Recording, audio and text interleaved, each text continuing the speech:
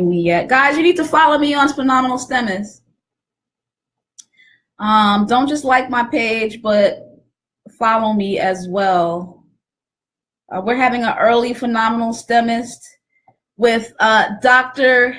Danique Williams. Somehow she hates when I do that. Like, you know, she's so humble. She's so humble. She has a degree from Oakland University. She has an associate's and a bachelor's, associate's in physical therapy and a bachelor's in fitness and wellness from Oakland University. Now, it was Oakland College when we were there. Oh, see. I finally got an Oaklandite. Like, for the last month, nobody went to Oakland. Oh, no. But this month is going to be pure Oaklandites with like sprinklings of other people. She went to UCF, the University of Central Florida, where she got her master's in physical therapy. And she then just completed in December her transitional doctorate in therapy from the University Memorial of Arizona, something like that. University of Medical Sciences of Arizona. There you go. Congratulations to you, Danique, on your achievement. She's helping us to talk. She's helping the community by coming on Facebook to talk about her role as a physical therapist. We'll talk about what you do a little later, but my first question to you is, when did you fall in love with your discipline? Like, physical therapy is not something that kids think of, is it? Or well, with me, it was early on, because between being in sports and different things and just having injuries, I got to know it then. And then also back in the early 1990s, it ages us, but there was Dennis Bird. I watched the movie, the Dennis Bird story, and it came from Dennis Bird, who played for the New York Jets. And he had broken his neck as a football injury. Oh, that's right. And then, we had watched, and there was all these, interviews and everything on him. And then they came out with a movie. They always, back in the day, would do a true story, tutus on people. And they did it. And in that, they showed the rehab of him. They showed the therapist getting him back on his feet, walking him, doing all of that. And I was like, oh, that's pretty cool. And so wanted to do it. I thought of it from back then. I wanted to do medicine. And then when I saw that, I was like, that's what I would like to do. Interesting. And between going in and out of it, I ended up back doing that. So, yeah. Wow. Okay, so you're a sports fanatic like me. Do me a favor. Is that a phone that you have? Turn the phone horizontally. Mm-hmm. That's better. It's a little wider. Okay. Yeah. That is interesting. So she's a sports fanatic like myself, and I remember when Dennis Bird got paralyzed. I remember that. Speaking of that, football. Boo.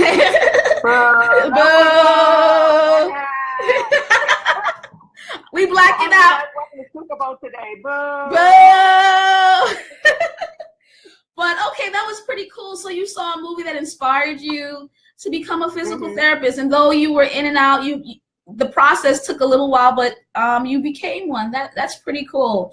When you were in college, you went to Oakland like me. We were around the same age, and we were there at approximately the same time. So how did you discipline yourself to get your associates and your bachelor's there? I don't even know. For Oakland, started off a little rough. I did the freshman year, enjoyed just being away. Right. And enjoyed Oakland and everything. And I think what happened was I didn't do too well.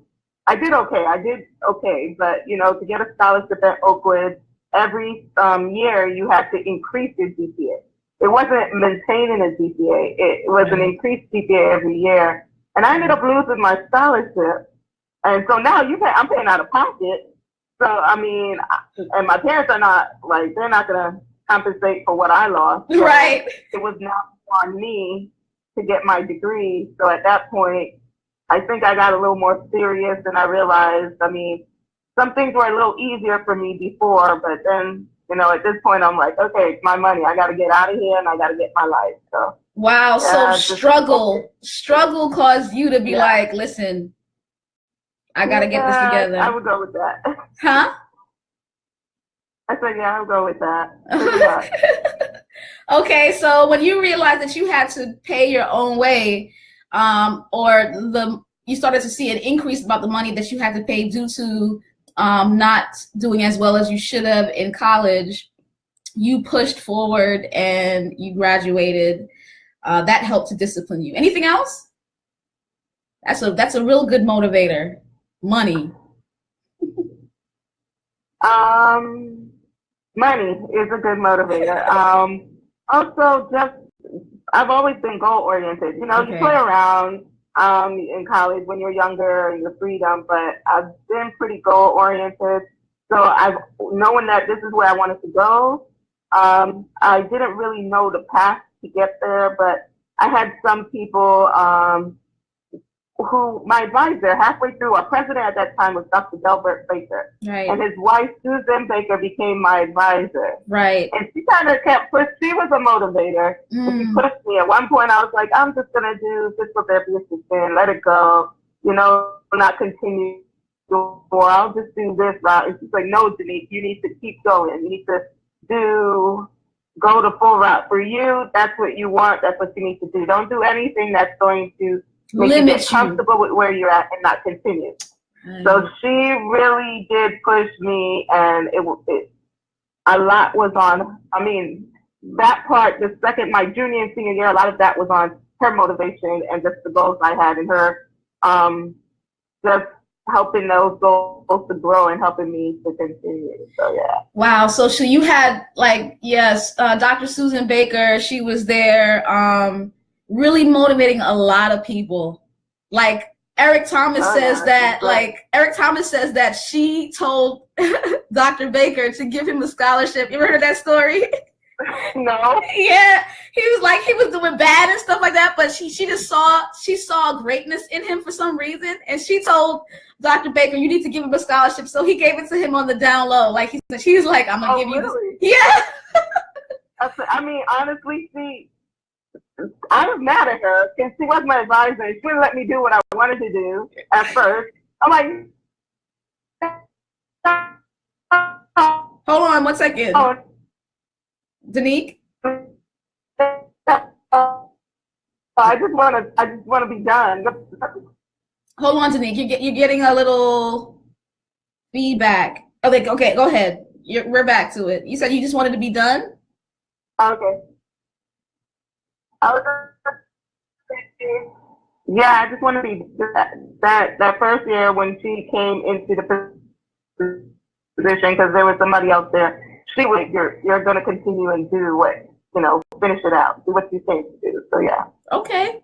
Well, it's always great to have people pushing you. And that's one thing about, private institutions that are great. They really get intimate with their students and really motivate. They really motivated us at Oakland. All right. So you got pushed. You went through a good process, though. You got your associates in physical therapy. Then you did your bachelor's in fitness and wellness, right? What were your biggest challenges at Oakwood? Honestly, it was finding what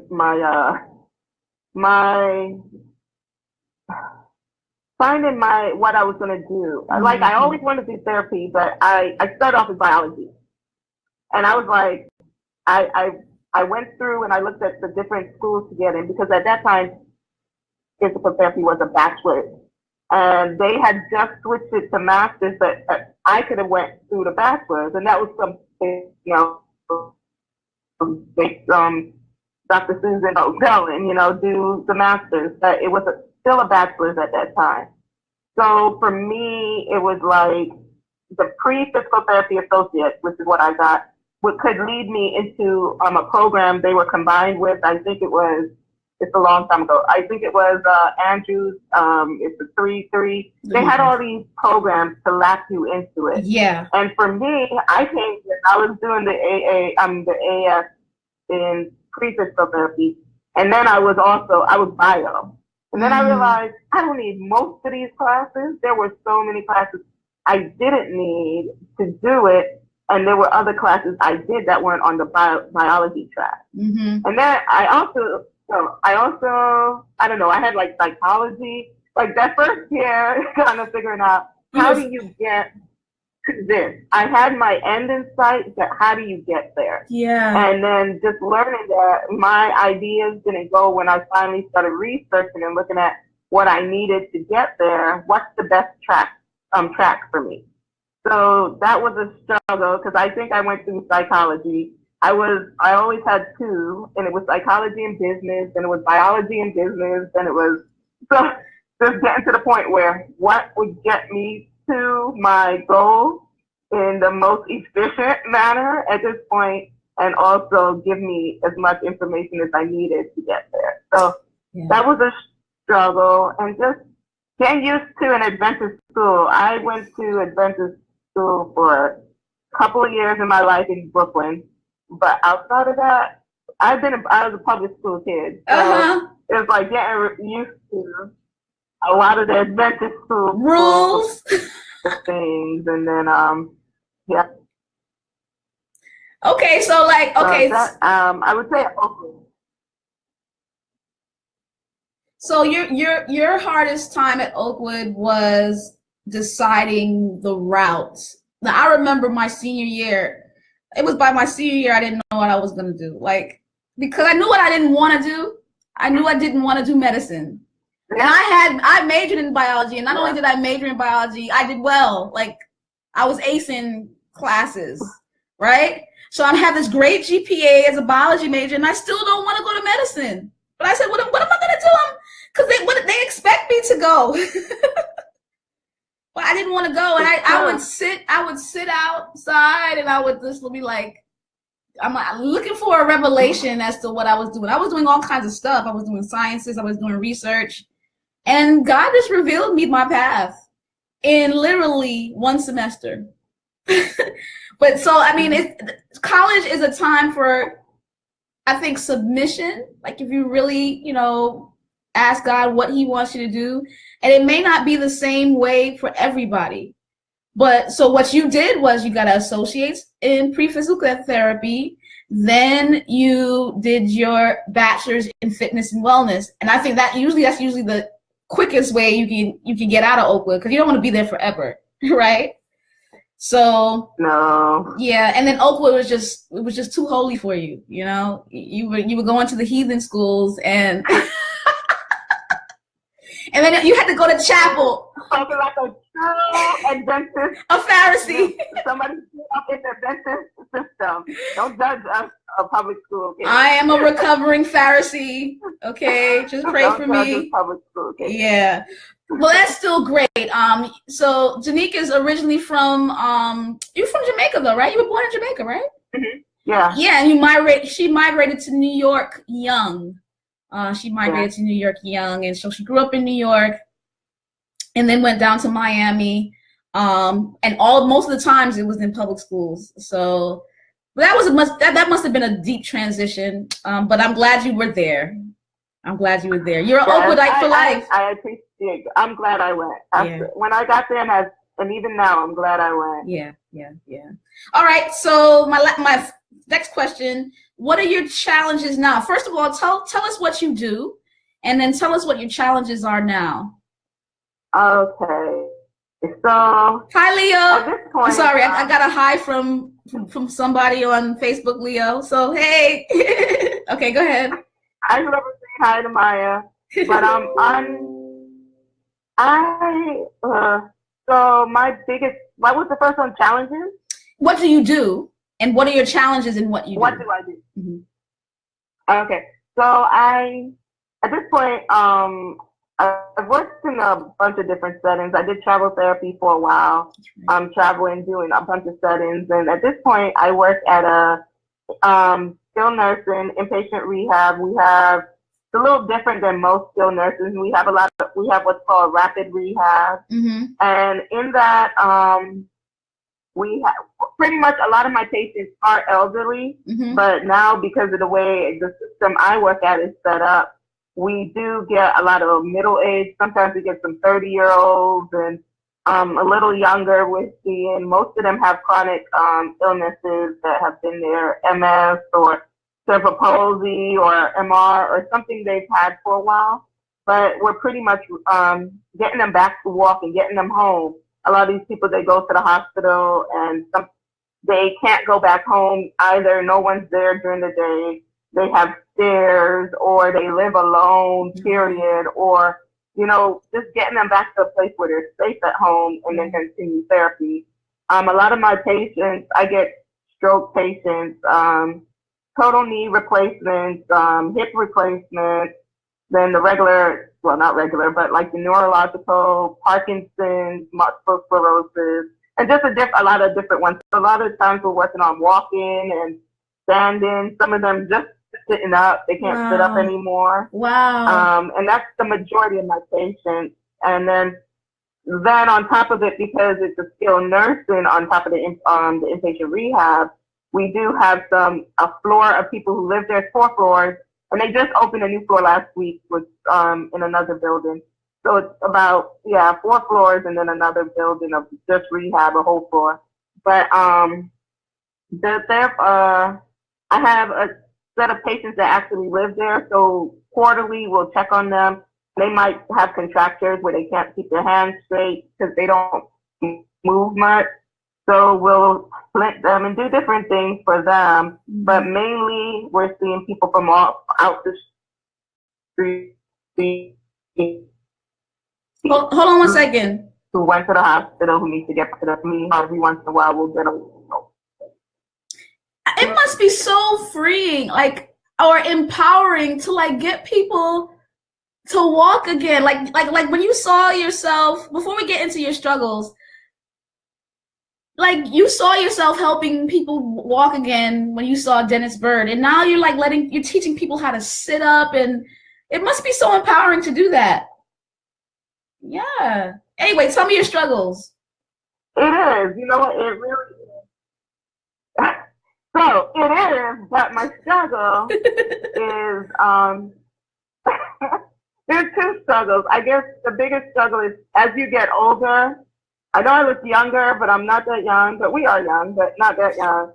And you have to start thinking functionally. If you're working on inpatient versus, because they do have outpatients where are the regular injuries, like I did, like when you have sports injuries and stuff. But I work inpatient, and that's what I like to do. And you're lifting, you're moving. It's very physical. So you have to think of, you know, the long term, even using good body mechanics. There comes a time where it's just, I have coworkers who are 60 and 50 and they can't do for the patients as well as they probably used to do, you know? Yeah. So that's one struggle that, you know, you can't stop age. The other struggle is just how everything works, politics, the way money works, the way the government works, the way healthcare, which is a huge thing with Obamacare switching over to this care. So healthcare, the way they manage patients, you want to manage them properly.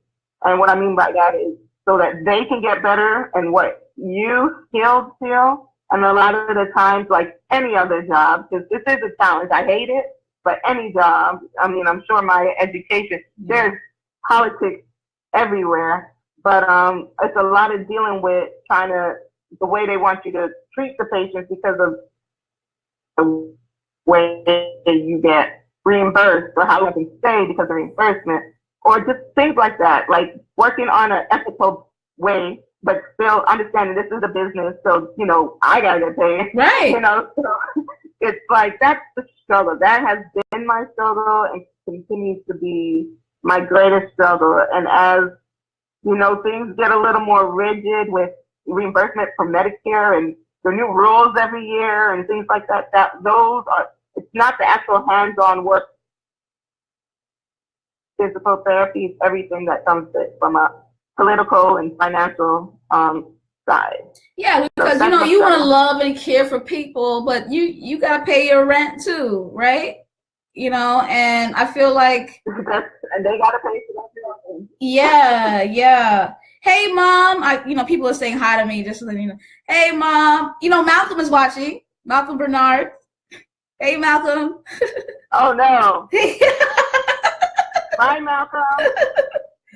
Daddy. Bye. My dad says he has to watch today. So my whole family on my father's side has migrated from Jamaica to Philadelphia. So they all, grew up in Philadelphia in their teenage years.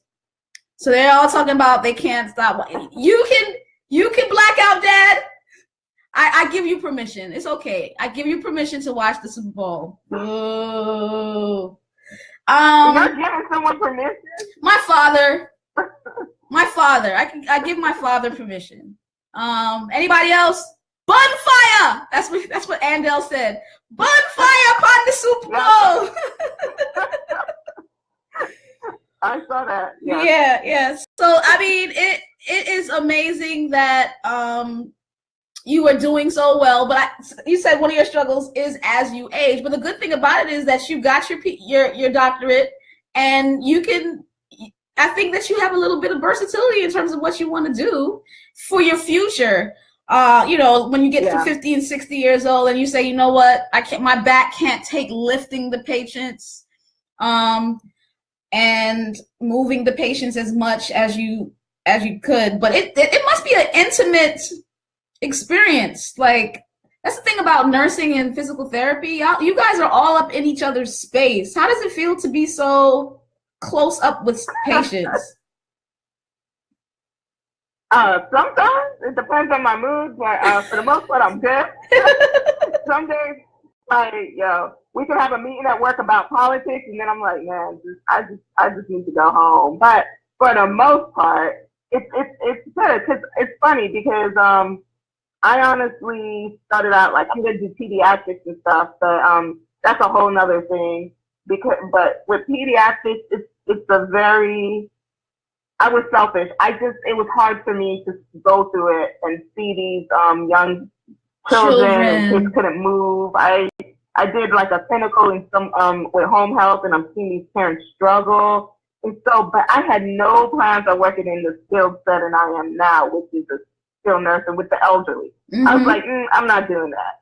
But as I've done it, I was like, I love old people. Like, I walk on the street and I'm like, oh, he's so cute. Like, and I picture them as a patient. That's crazy. But I actually really do love old people randomly. I just see them. I'm like, oh, they're so cute. Mm-hmm. And I'm totally different because I had no plans, like none. I did no clinical in this setting. I was like, I'm not working in that setting. Right. So as I started doing it, I would sit with these patients, and they got stories for days. You learn so much. Like, I mean, like you hear about, and one of my things, like for some of them that are a little confused with dementia, I sit and they can't say anything, and I'll ask, how did you meet your husband or whatever? And they will talk for days. And it's amazing. They remember that, even though, their memory short term usually, but some of their memories are gone. Right. Some people met, and some of the stuff we watch on movies, like, I met them at the people in the military, other people, this is their second and third marriages. So they tell you things, and it's so cute. They tell you all their drama. They tell you all their drama. It's so much drama. But it's so cute. And then they kind of give you motivation. They speak to you, like you learn. They are wise. And I used to be that girl. I was like, I don't like old people. I grew up in an Adventist church where I felt like they were mean to the kids. Yeah. So I was like, I don't like old people. But then as I started to be a grown-up and work with them, I'm just like, they're so knowledgeable, so wise. Wow. So just sitting with them, getting close to them. Some of them have nobody. So you smiling and just being happy for that hour. And a lot of these people, out of everyone, nursing, I could not be a nurse, but nursing, all of them, they're in and out the room. We sit with these patients straight for like an hour to 75 minutes, some even 90 sometimes. And so we have the longest time where we're sitting with them daily. Wow. So they just get used to you. They talk to you, and they're, sometimes I just sit in the room. So it's great. Like, I mean, as long as I'm good, it's great, Right. So, As long as you're in the that's amazing. That's a good point. Doctors, 15 minutes.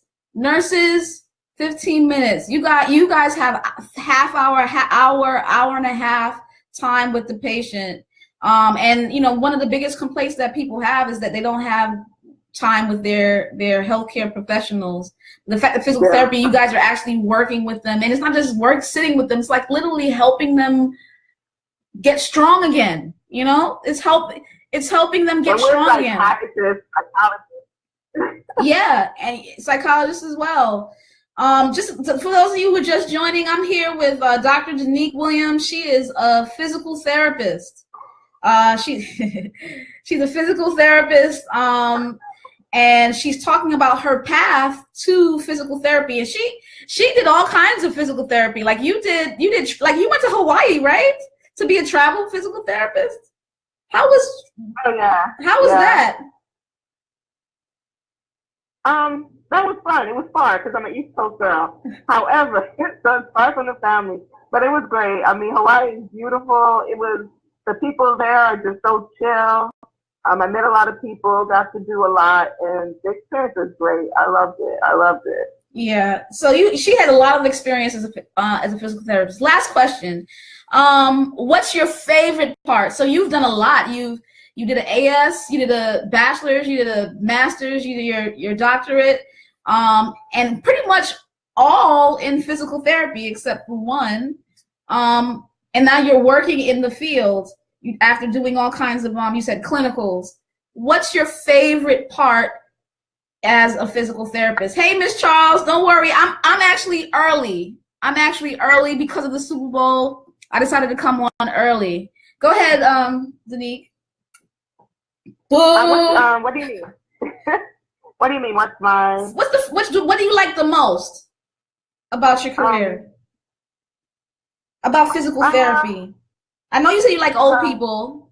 I was about to say, it kind of goes back to what we were speaking about before. Okay. Getting to know people. And honestly, the funny thing is, people don't know this, I am very introverted. Like, in the sense that I will sit in my house, I will stay alone. I love me. So I am very introverted. However, I'm very good with one-on-one. Mm-hmm. I'm good in a group setting if I know everyone, but I'm very, like, if we're in a group, I will go to find a corner and find someone to speak to on a better level. So just being able to have these conversations with people and just helping, like, I'm just watching. My favorite part is watching from point A to point B. Having a patient who literally cannot sit up in bed, and then 2 months, sometimes less, you're watching a patient literally walk out the hospital. That is amazing. You can walk, and you couldn't even take a step before. I'm gonna kind of head back to, like, one of the hardest things for me. I know you asked that before, and I said politics, but I didn't even think about this. One of the hardest things is having those patients, and you will have them, that you do so long, so much, and they decline or you don't see it. That is hard for me. So in return, on the other side, when I see them get better, that's probably my favorite part, because there are so many comorbidities, which are other diseases, other issues that they're going through that can keep them from rehabbing. So You're working on one thing, and here we have dementia, Alzheimer's, or you're working on they broke their leg, but then you find out they have multiple sclerosis, and then or gout or something that they start to exacerbate. So now you're trying to work on systemic problems, and their hip is broken. Right. So trying to filter in, and sometimes it takes longer. So when you just be patient and you see, and just the happiness it brings them, and they're just like they're like, oh, you guys are great, we love it. That's the reward of it. That's the best part, is seeing someone be able to go back with their family and live their life after, thinking they couldn't do it again. So. Yeah, and I tell my students all the time, because many of my students want to be physical therapists. They want to be physical therapist assistants, and I tell them, as well as the pre-nursing and whatever, the people who you're going to be dealing with, are the people who are at their most vulnerable state. Like, I think a lot of times we hype these careers because they make good money, right? But it's not all about the money. Like, you have to be willing to deal with people in their most vulnerable state, majority of which are sick children or old people. Like, healthy people do not go to the hospital. Healthy people hardly go to doctors and physical therapists. The people who go to physical therapists, nurses, and doctors are sick. And usually people who are sick are those that have diseases or are elderly, right? And so you said something that's profound, like, I love old people, and you thought you didn't at first. But the reality is, if you want to get into the healthcare profession, you're going to have to deal with old people, right? Yeah. Yeah. Even if you're dealing with children, you got to deal with their parents or their grandparents. You're going to tell you what they want done. You're just going to deal with old people no matter what. Yeah. You're going to deal with people. With the family, the parents. Yeah. And sometimes, I was talking to one of my friends who's a nurse, sometimes dealing with the families is the hardest part. Yeah. 75% of the time when you have a We're on Facebook Live, so I don't want to get you fired, so don't be careful what you say about families, but go ahead. Oh, no, it's fine. Yeah. I won't talk about a specific family. Right. 75% of the time when you're dealing with a difficult case, it's the family, not the actual patient you're dealing with. And there's the times, they might be difficult, but with what I've learned in my personality and taken from what people have taught me, like, they will be cursing me out, and I'm like, okay, I'll be back. And I walk out, and I'll come back, and they're like, oh, I'm sorry. And I'm like, I know, you're sick. You don't feel well. It's good. Because God has given me, not God. I won't say He's given me, but there's been a lot of struggle in my life where I can see, which has helped me to be a little more empathetic, not just sympathetic, but empathetic to them. And sickness and just not feeling great and different things in life. And it's funny because you can sit there and be upset, but when I look back at it, I felt like I probably passed school. I probably became a better therapist because of the struggle that you faced and the struggle that I've gone through. So it helps me to realize they're just not right now. Let me leave, and I'll be back, and then I'll come.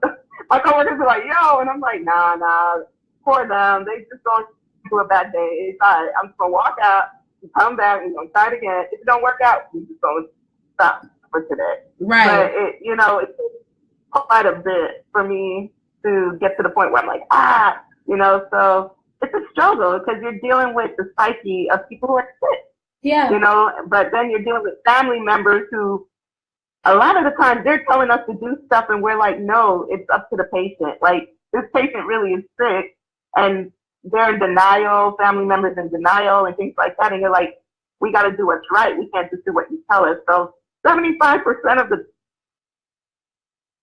time, it's the family or significant other families who are causing most of the distress of, hard cases.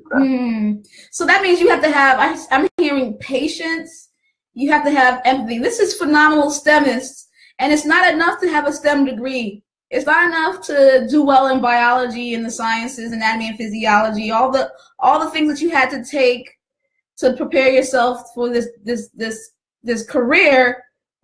Everything that you've been telling me is,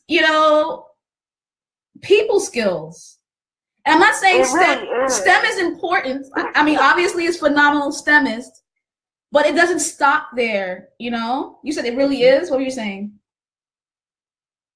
No, I was saying it really is, because I was telling you in school at Oakland, at one point for 5 seconds, I was doing psychology. And my mind, I thought, I'm going to do speech to get in the psyche and be able to get people to do this. Like, I had learned that, so I was like, let me do that, and then I got that. But it was like, for a second, it really is a lot of take patience. It takes being able to relate to people. It takes teaching.